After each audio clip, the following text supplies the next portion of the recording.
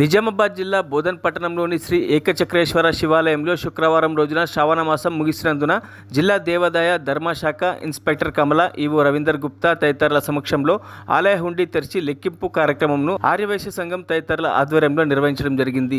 ఈ శ్రావణ మాసం హుండీ ఆదాయం నగదు రూపాన 86,653 రూపాయలు వచ్చినట్టు జిల్లా దేవాదాయ ధర్మశాఖ ఇన్స్పెక్టర్ ఈవో తెలిపారు. ఈ ఆదాయంను దేవాదాయ ధర్మశాఖ అకౌంట్లో జమ చేయడం జరుగుతుందని తెలిపారు. ఈ సందర్భంగా కాంగ్రెస్ వర్కింగ్ ప్రెసిడెంట్ హరికాంచారి సభ్యులు భూమేష్ ఆధ్వర్యంలో ఈవో రవీందర్ గుప్తాకు ఆలయ ప్రాంగణాన్ని పరిశీలించి పలు మరమ్మతుల విషయమై చర్చించగా సానుకూలంగా స్పందించడం జరిగింది.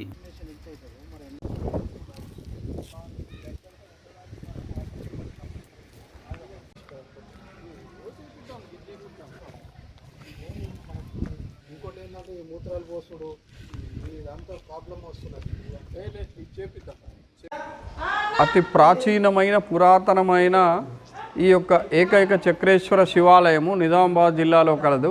ఈ ఆలయమునందు శ్రావణమాసంను పురస్కరించుకొని నెల రోజు భక్తులు అధికంగా దర్శించుకొని ఉన్నారు.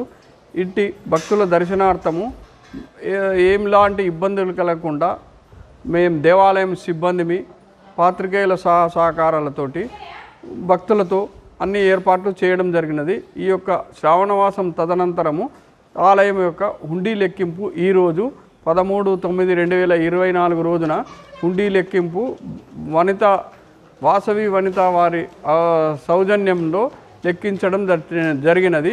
కావున ఇట్టి ఆలయంకు ఆదాయం వచ్చిన డబ్బులను దేవాలయ ఖాతాయందు జమ చేయగలము అని భక్తులకు తెలియజేయుచున్నాం.